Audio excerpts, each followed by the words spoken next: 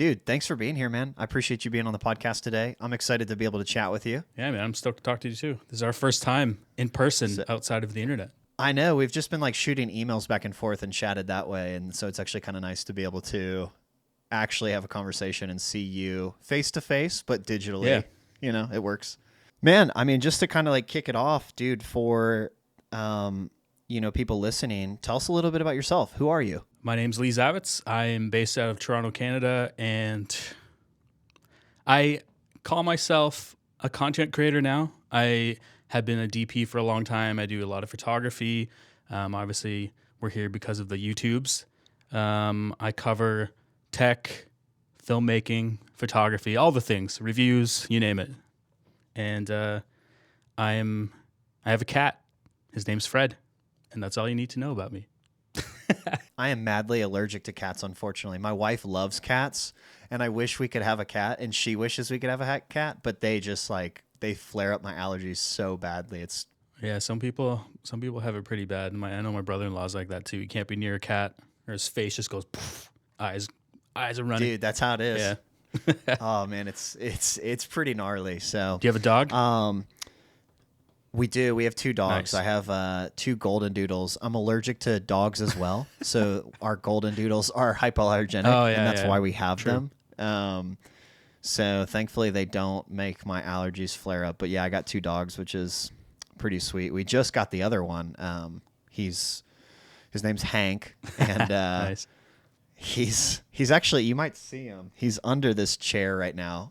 But he might if you see something flurry just walking by, it's him. Hank.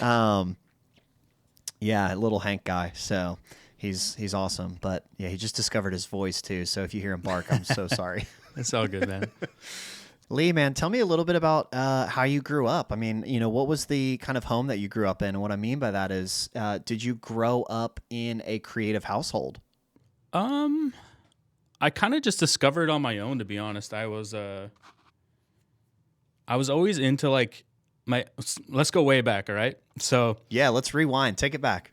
1991, my dad got a camcorder for Christmas, a big, huge VHS camcorder for Christmas, like a JVC or something like that. Just to shoot home movies. And I somehow learned how to use it, and I started making stop motion animation with it. There was no internet back then. I mean, it wasn't 1991. It was a few years later, but I was making stop motion videos on this thing with Lego guys and dinosaurs, and I've always just kind of been into it. But I wouldn't say a family is super creative. It's kind of just, yeah. I don't know. I just kind of discovered it on my own, and then I was in bands and stuff. So coming up in that, you're doing your own promotions and photography and stuff like that. So it kind of just flourished outside of that. I went to school for multimedia design, and didn't finish, but I just felt like I wasn't learning anything. It was a lot of the same stuff I'd been doing, intro to Photoshop and intro to Final Cut and stuff like that. Yeah, like I said, I didn't really grow up in a super creative family, but I've always been super into that type of stuff and got into film photography in high school and stuff like that. Yeah. What was it about those things that drew you to those? For instance, picking up that camera. What was it that made you want to do it? Something inside of you, you just got to make stuff. And I don't even if it's not video or photo related, I'm into all kinds of other things, working on cars and stuff like that, and body work and stuff like that. So there's always if I wasn't doing this, I'd be doing some other creative thing, It's cool to hear different creators and their other things that they seek out. For instance, you're saying you like cars. And I think you've posted on Twitter a few times before that you're working on a car right now. Yeah. Is that right? What kind of car are you working on? I'm restoring a 1965 Ford Galaxy 500. Been working on it for 2 years. So it's at the point now where I can drive it, but this summer I'm trying to start on the body work and hopefully get it painted by the fall. But yeah, it's I got to have a separate thing, It's funny, work has been insane, just so busy. And I want to take a week off and work on that thing, but it's funny that my time off is just to do more work. But when it's a hobby, you don't really look at it that way. No, for sure. Definitely. I think there's something kind of interesting. I think entrepreneurs always talk about trying to diversify your income, and I hear that all the time. I think there's something important for creative people to diversify their creativity, to like find other avenues that they're interested in. And like working on a car, yeah, it may feel like work to some people, but for you, do you feel like it's somewhat of a release and like a time off from the daily job and the daily grind?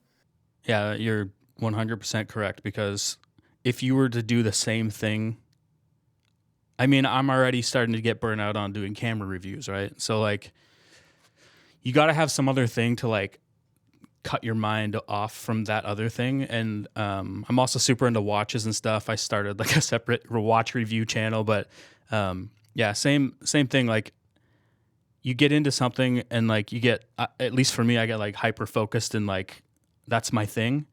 But then you get burnt out on it and you need a break and you need to do something else, you know?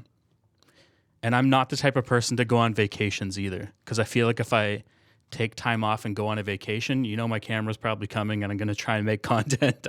I can't cut myself off. Dude, it's so hard. I always like, anytime I'm going on a vacation or a trip with like my family, there's always that urge to bring a camera.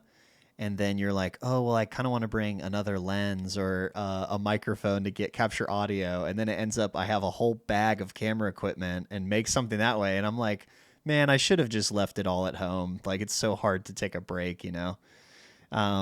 Why do you think that is for creatives to like, why do you think it's hard for us to take breaks and not just like enjoy moments and go on trips and whatnot? I mean, I know for me personally, it's definitely that whole like self-employment grind that you're on, like the freelancer grind. And so like if you're not doing something, you're like, at least for me, I feel guilty if I'm not doing something. It's like, I have this time, I should be doing something because of all these things I have to do. And like, if I have free time, maybe I should be creating something else, like doing another video or, you know, doing like an Instagram reel or something like that, right? So it definitely comes from the freelancer mentality too, where like you take as many jobs as you can get because you don't know where your paycheck's going to come from. So you're just always doing, like, you do too much because in the wintertime, at least around here, things kind of die down a bit, right? So you just go like hard during the summer and then you're just like, I have no free time, you know? And I get guilty, like, just taking time to watch a movie. That sounds terrible, but it's bad, yeah. Have there been like steps for you? Have you like tried to work on that and maybe like change that path for yourself, or right now are you just kind of like living in it? I think one of the problems too is I'm a single guy. Yeah. So I have no one telling me, like, judging my time management. There's no one around me to judge my time management. So I'm just always on doing stuff, right? But I know if I had someone around, they'd be like, why don't you take a break? Like, you should probably take a break, you know? No, that's definitely true. Like, my wife will be like, hey, you need to chill out. Like, she just told me that like the other day we were having a conversation and I like left the living room to go into here to like work on a little project. And she was like, hey, where are you going? And I was like, oh, I'm just going to go work on this thing. And she was like, no, like we're supposed to be hanging out. And I'm like, okay, all right. Yeah, you're right. My bad.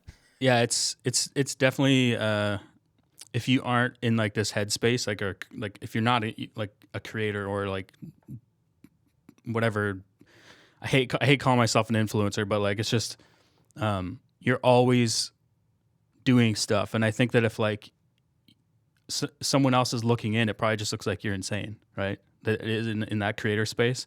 And I think it's good to have someone to just like bring you back down to earth. Like, yo, you need to take a break. You've been working for 15 hours straight.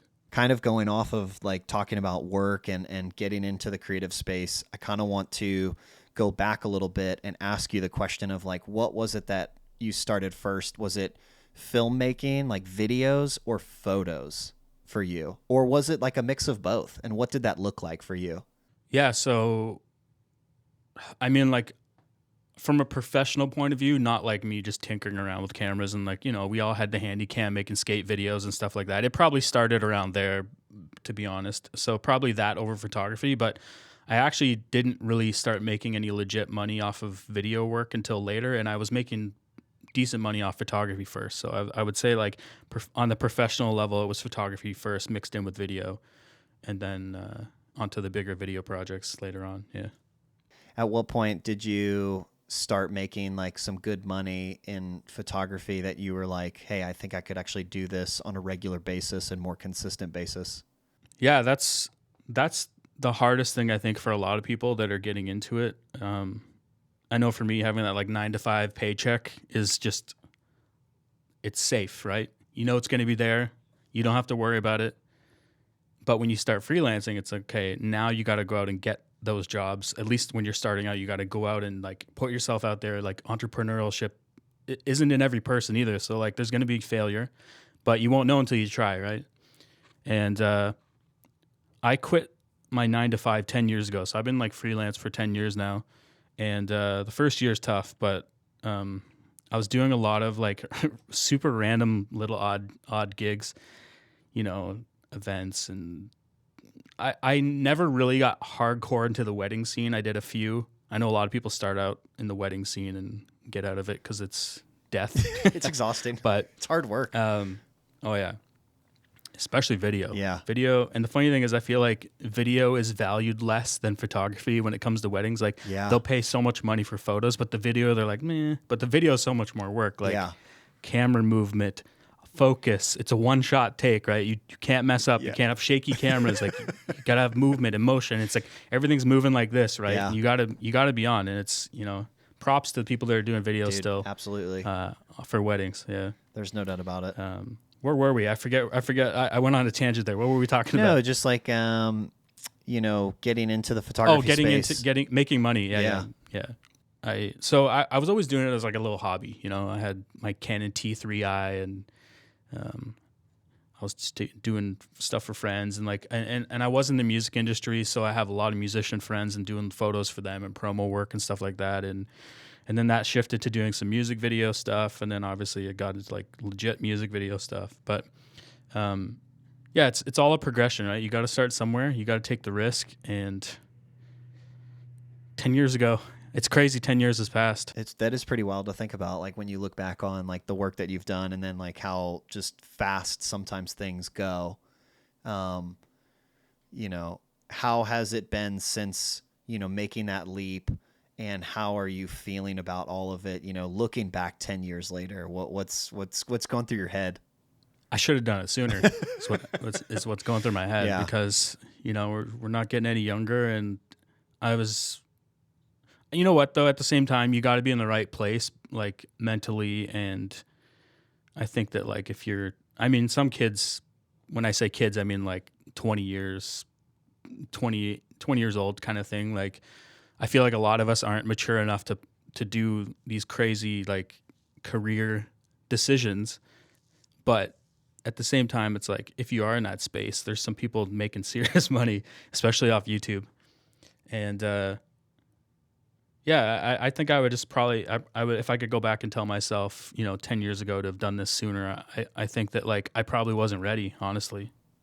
Yeah, no, I think that's huge. It was the right time, right moment kind of thing. Yeah, and I think for a lot of people, you know, it's so easy to live with like some kind of regret of like looking back and wanting to have hoped that you could have started earlier.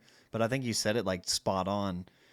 If I was to start doing something like 10 years ago, I don't think I would have been ready for it, you know? And it's the steps that you take and all of the days and the hours that you spend on projects that actually help you grow.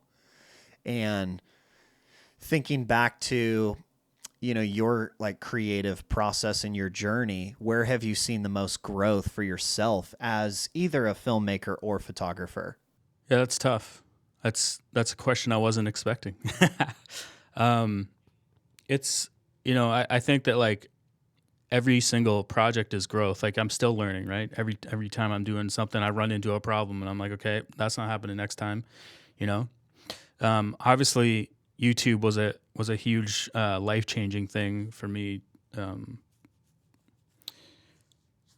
Specifically, just like the learning curve on that too, right? It's a different ball game from the rest of the industry, and it's funny because the rest of the industry kind of looks down on YouTubers, but it's a tough job, man. Because you're doing everything. You know, you're the camera guy, the editor, the on-screen personality, the script writer. You know, you're doing everything. I think that I probably learned a lot in the industry, like on music video sets and just like the bigger productions and stuff like that, career-wise. And I think that that's why I really wanted to get into more YouTube stuff and kind of like shift from it. There's a lot of things about the industry, like specifically the filmmaking industry, that's a lot of wasted time, a lot of sitting around, a lot of meetings. Sometimes you have awesome budgets, sometimes you have horrible budgets, and you're just trying to do everything you can on those horrible budgets, you know. But the cool thing about YouTube is like you set everything. You set the time, the boundaries, like the threshold for quality. You don't have any, unless you have a sponsorship, but you don't really have a boss. You're kind of just doing it all, right? And like you can pop a video out the same day. You know what I mean? And that's the cool thing about YouTube that I think the industry that's like so completely opposite from the industry. In today's fast-paced world, content creation has become an essential tool for connecting with audiences and sharing ideas. Whether you're a filmmaker, a live streamer, or a social media influencer, the quality of your content can make all the difference in capturing and engaging with your audience. That's where Hollyland Technology comes in. As a leading innovator with wireless video transmission, monitors, microphones, and intercom systems, Hollyland offers reliable solutions to capture high-quality content. Whether you're working on a film set, broadcasting live events, or creating content for social media, Hollyland has the tools you need to elevate your production value. Their cutting-edge technology allows you to focus on capturing the perfect content without worrying about technical issues. If you're looking for high-quality wireless solutions, check out Hollyland's product range. Visit their website at hollyland.com to learn more about their products and find the perfect solution for your needs. Make sure to use the code GEAR15 at checkout for an extra 15% off. And thank you to Hollyland for sponsoring this video. Yeah, talking a little bit about YouTube for yourself. You know, you started a YouTube channel, and I noticed like a bunch of your first videos were actually doing like a PC computer build. Yeah. And then like it jumped into like that's where it started. Yeah, where it all started. And then like you started doing, then I started seeing some like camera stuff. And I wanted to ask, what was it that, you know, made you want to start a video series about building out your computer? And then from there, I kind of want to talk a little bit more about like how your YouTube stuff has changed and ever grown. But for you, what has been like the motivating factor for you to finally just start the YouTube channel and make content? So I have no idea what got in my head. I think what it was, and this even goes for the camera side of things too, but I think what happened was I couldn't find good videos on a specific thing. And I said, what if I made it? You know, like what if I made a video that was like really quality? Like, so I think the videos you're referring to, I did a whole like water cooling custom PC with like custom tubing and like bending the tubes. And so I had like demonstrations on how to like heat the tubing up and bend it without getting like creases and stuff like that. And I went crazy with that. I haven't done anything like that in a long time, but I've always been into computers. I'd always build like a new PC, gaming PC every year and stuff like that. I'm not even that huge of a gamer. I just when I get obsessed with something, I just go for it and just do it, go all in, right? But yeah, so I was filming all that stuff and making these videos, and I had no intention of them like blowing up or doing anything. It's more just like documenting it. And I'm kind of doing the same thing with this car restoration that I've been working on for the last 2 years too. We've been filming everything. So I'll somehow start another channel or something documenting it. I think it's just cool to document stuff, you know, and it helps other people. It's like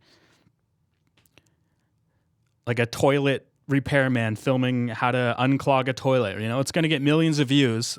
He didn't have to film that video, but it's cool to document it, you know? Yeah, totally. I think some of the most viewed videos on YouTube are probably like some old guy in a garage showing you how to fix something over and over and over again, which is pretty gnarly. And that's cool. So you wanted to start making some videos talking about how to build out a computer and show people. at what point did that start to change into more of the camera space, and why did that change happen? So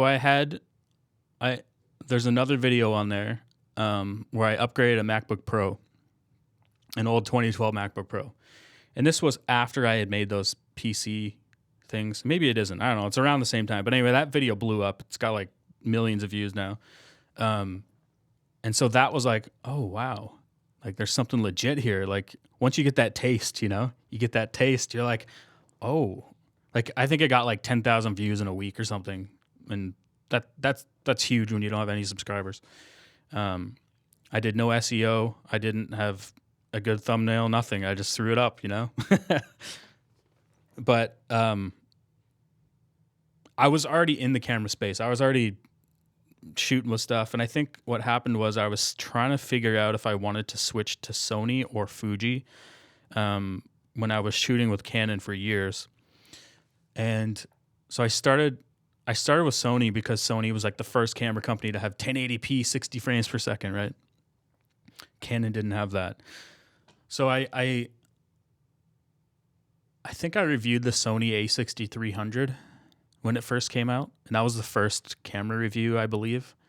And it did really well, and I accidentally found out that it overheats really fast. And I made an entire separate video about it overheating, and I think that video blew up. Because back then, that was like 2016, it wasn't as saturated with camera review channels. So, and that's another thing too, like where I come back to that, like I felt like people weren't doing it. They weren't making reviews the way I would want to watch a review. And so that's kind of why I got into doing it. I think at the time, most of the camera review channels are great, and they're still around today, and they're still kicking out videos like, Frono's Photo and Tony and Chelsea, and, Camera Store TV, which is now Petapixel, I guess. Yep. I think back then it was a lot less. It was more about like charts and like taking photos of a bookshelf and stuff like that. And I'm like, I want to see this being used on a real shoot. I don't really care too much about the charts, because the problem is you get caught up in the charts and the specs, and then you start to think something sucks because maybe it didn't perform well on the chart. But then you go out and shoot with it, and you're like, this lens is amazing, So I kind of approach all my videos from that point of view, just trying to use it in a real world scenario and kind of gloss over the sharpness and detail and all the things that, I don't really care as much about. I know it matters to a lot of people. And I think maybe I'm just vain now because I've done so many videos that I don't care. Sorry, not vain, jaded. I'm jaded. I don't know. I don't know where we're going with this video. I just think that like I had a specific style that I wish I could watch. And so that was what I kind of set out to do. And obviously you've seen the evolution of how my videos have changed. Yeah, I mean, your videos are honestly like really well done. They're really incredible, and it's been kind of cool to see over the years, just how much things have changed for you and the content that you're wanting to cover. I mean, starting out reviewing like a build out of a PC to then talking about like the A6300 like overheating and all of these like quirks that you discovered, to then something that I've noticed is that you don't necessarily stick to a certain brand. Like you have like a mix of different cameras that you review. Like I've noticed like you have some Canon stuff, Fuji stuff, Sony stuff, and I think that's cool. And then one thing that I actually thought was like super interesting that I really like seeing from you is how you utilize like tablets and phones and show those off, and like what they can do.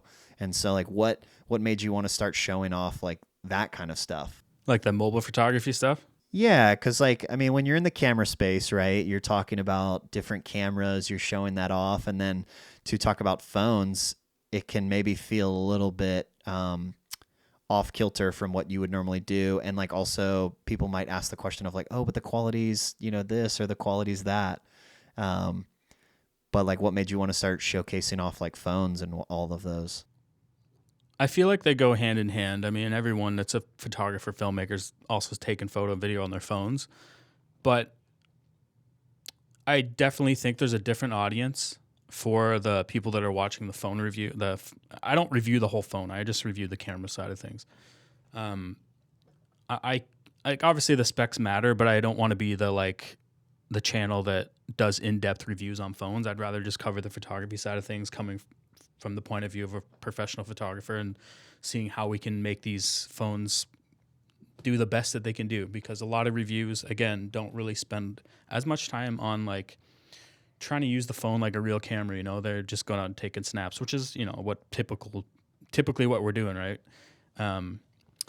But I think I got the taste of the views, and the views are really good on phone review videos because it's a much larger audience, right? It's a consumer product. I think like the first iPhone video I made probably got 1 million views or something crazy, or like one of those ones where I did like the compared to a real camera. I do those every year as well with the iPhone. And I think the first time I did it, it got over 1 million views. And that was why I was like, okay, I guess people want to see this. So then I continued doing it each year. Every time the new iPhone comes out, I compare it to a real camera. And it's cool to see like the progression of how it's gotten better. And I think that like that's important to make those types of videos too. Yeah, and it's like really cool, and I think also encouraging for the audience watching your videos, because somebody who maybe can't get into being able to afford like a camera, it is kind of nice to be able to see like, oh, you can get really good quality out of a phone, whether that's photo or video.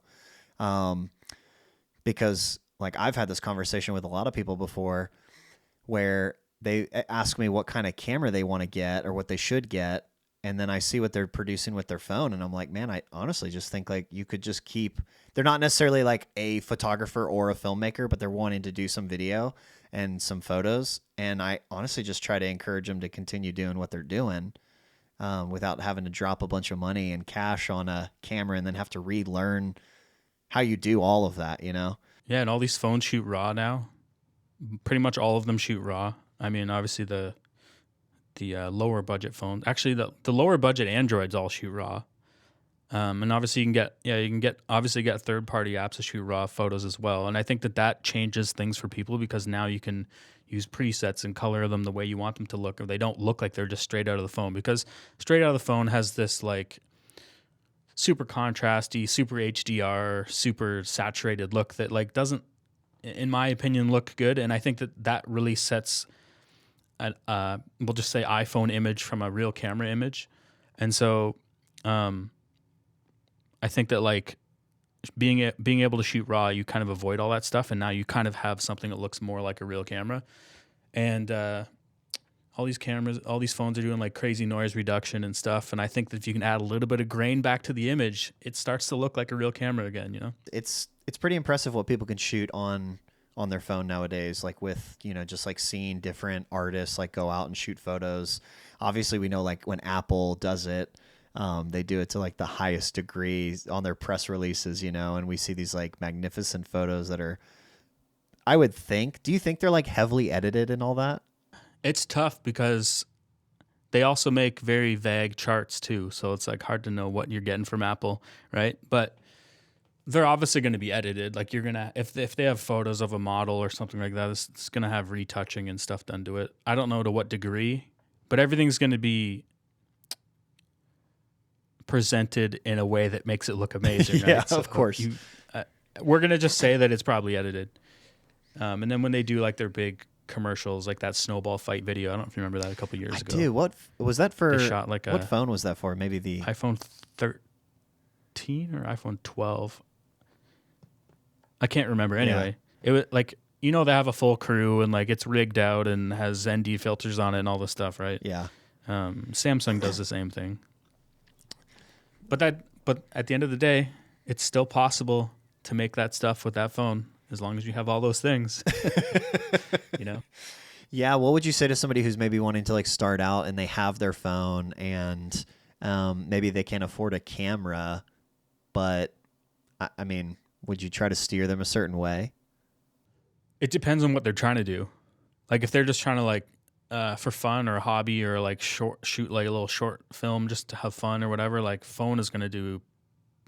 Man, phones are so good now, especially the newest like iPhone and stuff. Like even the cinematic mode, if you dial back the intensity of it looks amazing. Like it's crazy how good it looks. They've somehow, like, this isn't a pitch for Apple, but they've somehow in cinematic, if you shoot, I don't know what phone you have, but like if you use cinematic mode on the iPhone 14 Pro or even the iPhone 13 Pro, it has a look to it where they're mimicking a heavier camera too. Like the stabilization has somehow like a floatiness to it. You'll notice that it's different from the regular stabilization in the regular video mode. But that's what really sets apart a phone video from like a real camera. Is you can, it's not technically like something visually obvious, but you can see the movement. And like a small phone has this little like jittery, and they've somehow able to make it look like it's a heavier camera and like floaty. And I think that that's really cool. So you could easily get away with shooting things on an iPhone, and like also the Androids. There's lots of great Android phones out there as well. Don't want to forget the Android people. And I think that like, depending on where you're coming from budget wise, the thing is though, that phone's still getting up to like $1,000 even still, right? So even then it's like, okay, what's your budget? And what at that point, like if you already have the phone, then keep it and just use it, But if you have to go out and buy the phone or buy the camera, that's a hard choice because, you need a phone. But if you already have an older phone, and you want to get into photography and video, I'm playing this out of my head. I think you should buy a camera, even an older camera, because you're going to get way better image quality out of it than a phone. Wasn't it you that shot that short film? I did, yeah. That was me. That we judged a couple of years ago, and you shot that on like an old Nikon it was something. A Nikon D7100, and it was a camera that I had laying around, and I had shot it for... I used to shoot all my video on it, and I never really thought that the image was that bad, and people like ripped on me for shooting it, and so yeah, that was me. I shot with that camera, and I didn't mind it. What does that camera run used? I don't know actually. You could probably get it for I think like $400. Yeah, I mean it's super affordable. Tons of great cameras like that. Yeah, and it's a great photo camera too. I mean, you can get great stills with it. I mean, obviously, now that I'm in it on a different level, there's like limitations to it. But for somebody starting out, I mean, you could pick up that camera for $400. I think it is $400 because the Sigma 18 to 35 is more expensive than the camera itself. I remember when I had to do like the pricing chart. I was like, oh, this is actually more expensive than the camera. Which is funny. So yeah, I think, actually kind of going down that topic a little bit, kind of gear, a lot of people are doing all these videos. Obviously we hear this conversation over and over. Gear doesn't matter. We know that is, a loaded statement, It matters, and it's a loaded statement. I kind of want to get your opinion on all of that because, what are your thoughts on people who come out with these videos and say gear doesn't matter, but yet they're shooting with all this nice stuff? I think they say that because for a lot of people that might be like a reason to not want to get into it because you don't think you have the best gear. And so I think that when someone says, gear doesn't matter, just go out shoot with what you got, that's fine for certain things, but when you get into the professional world, that's where things change quite a bit drastically. Like I can't go on set and shoot some of these like higher production videos with an iPhone, right? Like we have a colorist involved, we have a client, there's a budget, you got to be shooting. We shoot most of the stuff on Red, in RAW. Not that you have to, other cameras, you can get away with other cameras as well. But I think that like in the professional world, things change because now you're working with a crew and you need reliability and you need the robust bit rates and codecs that you're going to need to push and pull the image in post, right? And so I think that like if you're doing YouTube and you're trying to start out, of course, gear doesn't really matter. Just use your phone, grab a cheap mic. Audio is actually really important. More important than people lead on, and that's the thing that's kind of annoying too, is like if I was to make a video on this mic, it would get no views. But if I make a video on a camera, it's going to get millions of views. But what if the audio was terrible in that video? You wouldn't want to watch it. I'd rather have good audio and a shaky video than good video and sketchy audio, I think. But I'm going off on a tangent here. I don't know why we're talking about audio now. But I do think that, I do think that like gear definitely matters. And like I said, there's beginners and then there's the professional world. And there's obviously, I think that like amateur photographers and videographers, like they know gear matters too. And like that's why they buy the stuff, right? But for someone to just straight up go, gear doesn't matter. There's too many variables. Yeah, I always just tell people that's like a loaded response. You know, you can't, because like you're saying, especially like somebody starting out, no big deal. Hey, you shoot with your phone. Like that's totally good. Get a nice little microphone, shoot with your phone, start making videos and focus on the content you're wanting to make, whether that's a story, whether that's like filming a podcast or whatever that may be. But then you're making a very valid point that you hit that threshold of getting into the professional work. And I think it really comes down to the reliability of the equipment. And I think that's why we see so many movies, you know, shoot on like the Arri Alexas, you know, is because like people have talked about those being just the most robust camera and they're just reliable every single time. And really that's what a professional needs on a shoot. And so it is kind of a frustrating thing when people mention like, oh, gear doesn't matter. And I'm like, okay, well, that's not fair to the beginner or the professional as well. You know what I mean? Yeah, I think everything's a stepping stone, right? So I think you need to start down here to get up here. Yep. And I think that like with time, you also will make money off your other content if we're talking YouTube. Right. Until you get to the point where you can start to buy, you know, better lights and better mics and better cameras. But you got to start somewhere. Yep. And I think that like a lot of people are held back by that. A lot of us, like for me too, like a lot of people try to wait till everything's perfect. Like all the variables are perfect and then they never end up making that project or something, you know? And I think that can be crippling. You know what I mean?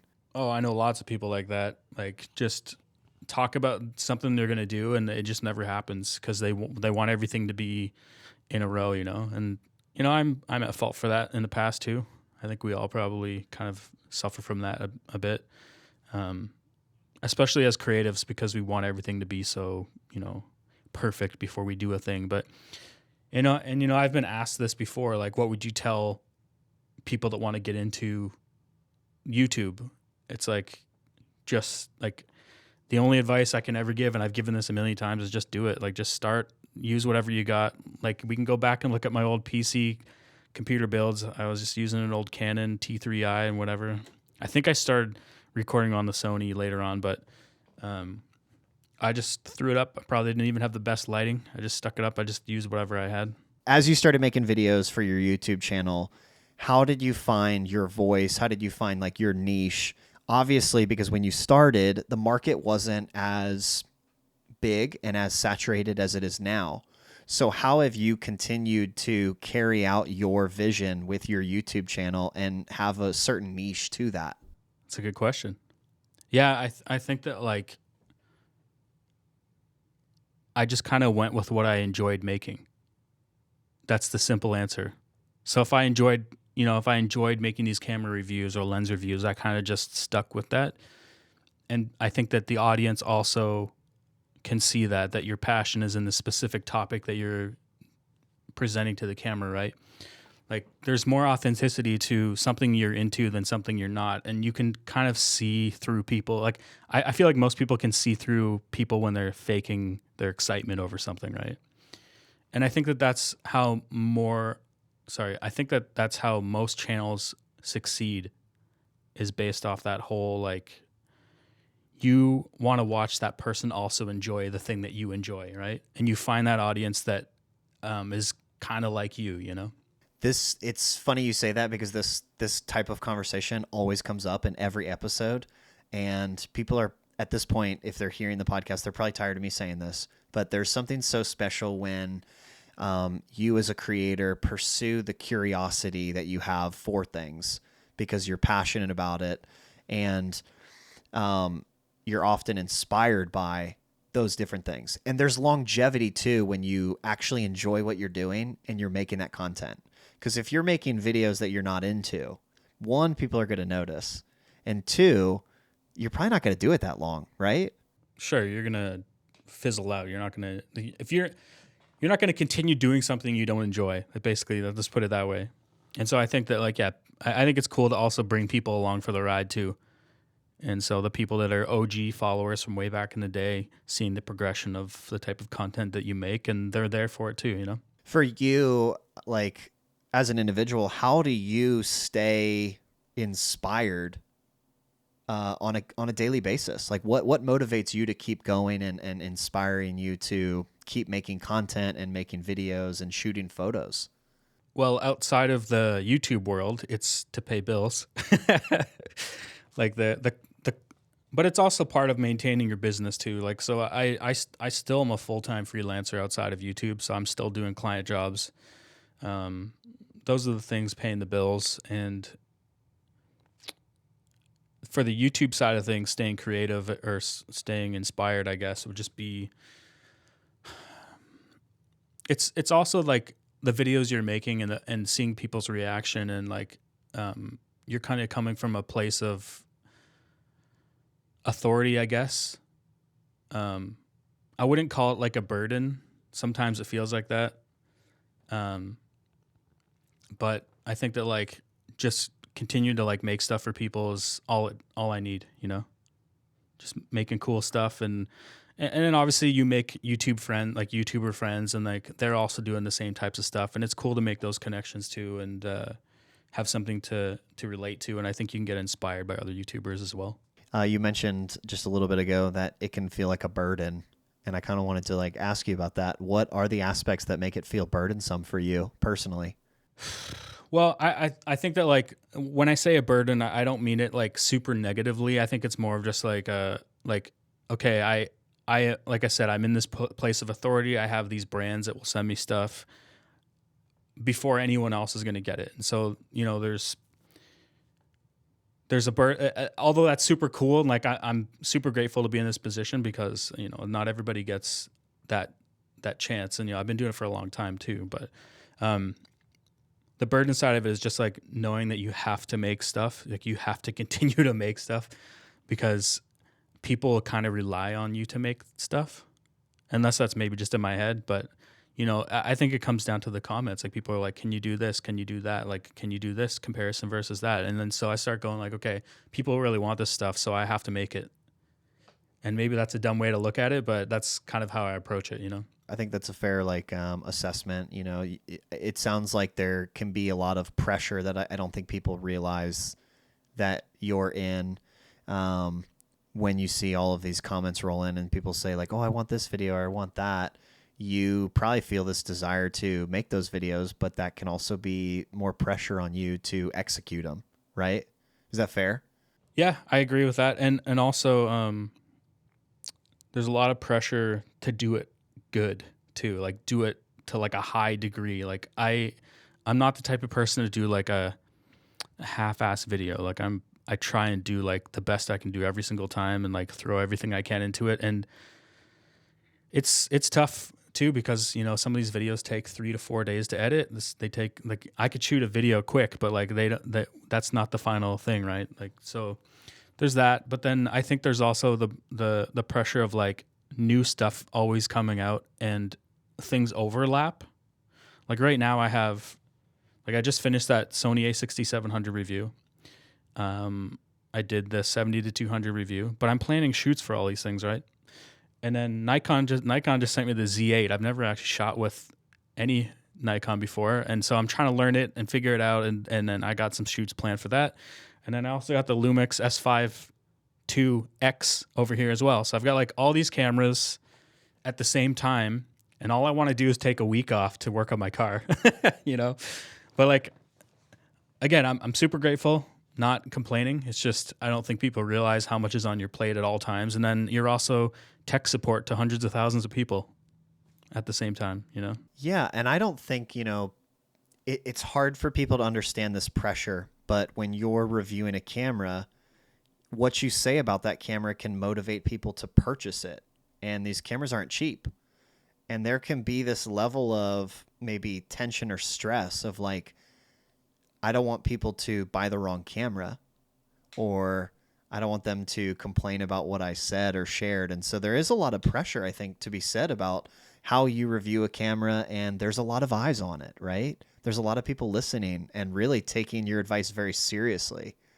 Yeah, it's like I said, you're coming from a place of authority, I guess, because you have that. I don't want to call myself a professional YouTuber, but like you're coming from that place of where like not everyone has access to that stuff, and you're going to be the first person they hear from this thing, right? So you always want to present it in the best way you can, and so that's also tough too, because I feel like we're always so positive when something's new and exciting. And I think that like that's something I've caught myself like getting too hyped up about something. Like I might overhype something. And the problem is that shows in the video. And so now you've got like people watching it from like a cynical point of view, or they're like, he's lying, or he's getting paid by such and such brand to say this thing, right?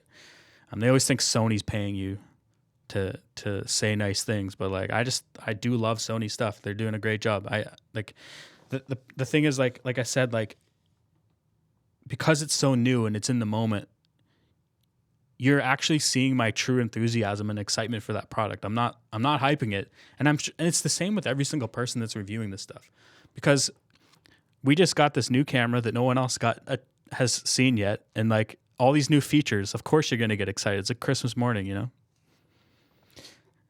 And I wish people knew that like every time someone's stoked about something when they're reviewing a new camera, that they can see it from that point of view instead of like a cynical, mad point of view.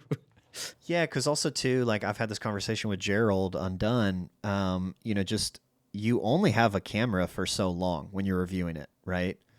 Yeah. And so usually a week to 2 weeks. Yeah, so you only have a week to 2 weeks, and so your review is based off of your experience, which is a very like short experience, you know. And a lot of times when people watch these videos, it's, maybe, let's say it could be months later, and other people have figured out the quirks, and then you maybe get like roasted for your excitement about a camera that you only had a week to review, you know? And that's the thing with all these overheating problems, right? Yeah. Like I may never have an overheating issue, right, because of the way I use the camera. And, there's so many variables too, right? And so I feel like that's one of the things that always gets kind of mixed in translation across people's reviews, is the overheating issues on these cameras. And that's all comes down to how much time you had and the way you used it, But I try and always plan a real world shoot for every single camera I review, so that I can find the quirks and issues on the fly, like as it's happening, right? Because it's the only way to find those issues out is if you're actually using it, right? And but that also comes with its own problems too. Like you have to you're like, specifically if I'm talking about photography, like doing like a portrait shoot or something like that, I have to be creative in making the video, but I also have to be creative in the images I'm taking too. And so there's two variables to those types of shoots. And so there's a lot that could go wrong, right? So I've kind of got it down to a science now where I can pull it off, but those are also moments too where you're seeing me on the spot learning something or finding something out or seeing how something works, right? And I think that that's just how I enjoy approaching videos now, kind of from that point of view. Like, let's go out and shoot with this thing and see what it can do, and I'll show you everything I can show you that I think is important to show you, basically. Yeah. I think it's been pretty cool to see your videos, because you're really taking people on a journey, and they're like learning about the camera almost, I say in real time, like while they're watching the video, just as you were learning about it in real time. And that's like really beneficial. And also seeing those like real world shoots is what's really beneficial for a lot of people, right? Because they want to see how the photos look and how they turn out. And I think that's like really amazing that you do that. I think that's one of the things that I love about your videos, is that you are able to get the real world experience. And I can see, okay, yes, like this lens might have like whatever kind of chromatic aberration when you do it in this test, but when you shoot a photo like this, it looks great, Yeah, you're not going to even notice it, right? Yeah, it's I enjoy making those types of videos, and that's kind of how I have been approaching most of these things. I had this conversation with someone the other day that I never really made my channel for beginners. I don't know if you've noticed that or not, but I don't have like a lot of beginner tutorials or like how to do this or do that. Sometimes I will, maybe with like an iPad app or something like that. But I kind of feel like my audience, for the most part, are hobbyist, enthusiasts, or professionals that are doing it already. And there's some drawbacks to that. Like I can't make simple videos now. Like they can't be just a quick, simple, like, here's how to do a thing. Like I feel like Peter McKinnon kind of really targeted his audience to beginners, and that allows him to like crank out simple, easy videos that like can show people how to do things. And maybe I'm overthinking it. Maybe there's lots of beginners watching my channel that would like to learn how to do certain things, but I try to like not gloss over the how to do it, and I just show you how I do it. And hopefully the people can learn by watching me do it. In regards to you working as a full-time, freelancer, you're still doing that, and you're running a YouTube channel. How have you found some kind of balancing act between the two? No sleep and a lot of caffeine. Has that been? It's tough, man. Like I think I've come to realization this year specifically that I need an editor for the YouTube stuff, because that takes so much time. Like I have no life. Like especially when it's like back-to-back releases. Like this week, I think there's three videos, and they're all big videos that had shoots and stuff involved. And I also had a bunch of client work, and like just before talking to you, I was on a production meeting for a shoot in a couple of weeks, like a 2-day shoot. And like I'm able to schedule it all, and I'm able to handle it. Like I don't want to say that I can't handle it, because clearly I've been doing it, but I know that like I have zero free time. Like my free time is while I eat, like there's, but at the same time, like again, I'm super grateful to be in this position. I have work, money's coming in. I'm doing okay. But if you're looking for an answer on time management, I don't know if that's where you're headed with it. You're not the guy. Don't ask me. I have terrible time management. You kind of mentioned a little bit earlier that when you're interested in something, you go full force. Have you always been like that since like being a kid too? My parents would probably say no. Okay. Why would they say no? So I don't really know where this. Yeah. Well, I don't know. I just have a feeling I never was like that as a kid. I was all over the place. Yeah. I think being in like the music business side of things, like I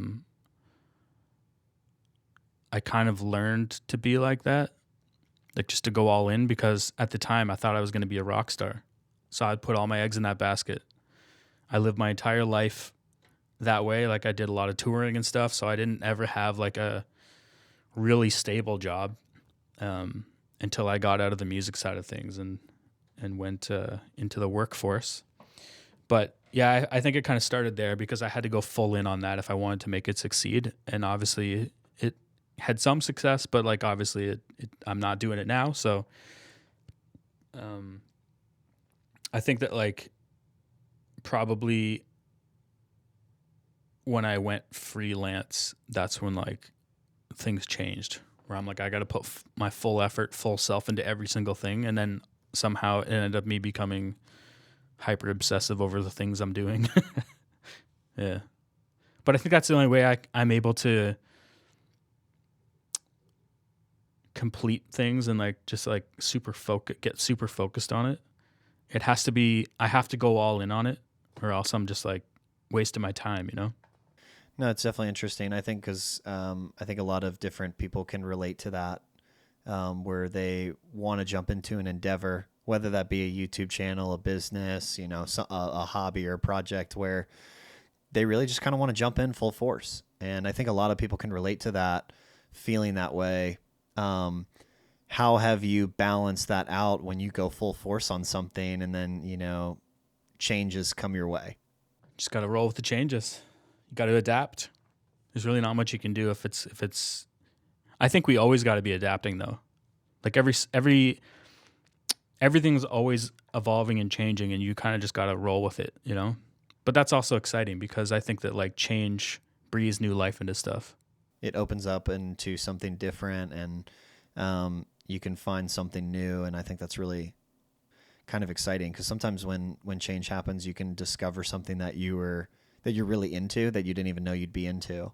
100%. What would you say to somebody who's starting out now, whether that's a YouTube channel, some kind of creative endeavor, a business, after all of these years that you've taken in things, you've learned things, what would you share with them? Yeah, I think we kind of touched on this before about like just jumping in and starting something. I think that like it's going to be daunting, and we also brought up the fact that like you might want everything to be perfect before you start it, but I don't think anything's ever going to be like perfect from the start. Like you got to find out what's going to work for you, and I think the only way to find out what's going to work is to just start. And I think you'll find exactly the things that are going to work for you and what doesn't work for you. And that's just part of trial and error, especially if it's YouTube, your first videos are going to suck. Don't like, you can't expect them to be good unless you've been doing it. Like, but then again, you got to learn there's all kinds of things you have to learn, like being on camera and cadence and, you know, that's completely outside of the like filmmaking part or the video side of things, but like that's all things you're going to learn. Like I wouldn't like try and learn how to talk on camera until you've seen yourself talk on camera in many videos and go, okay, I need to tweak this or say things in a certain way, you know? It's all about like, it's all those stepping stones getting to where you probably want to be, but you're not going to be there right at the start. And so you just got to get that out of your head, and it's going to be a learning process, and go for it. That's all I can say. Sweet. Lee, thanks so much for hopping on the call, dude. I appreciate it. I'm excited for people to hear this. I think this is going to be extremely beneficial for them. And it's just cool to hear like just your point of view and how you've experienced things and how you handle and adapt to different things that are ever changing. So yeah, always. Yeah. Yeah. But man, thanks so much for being on the podcast. I appreciate it. Check it out.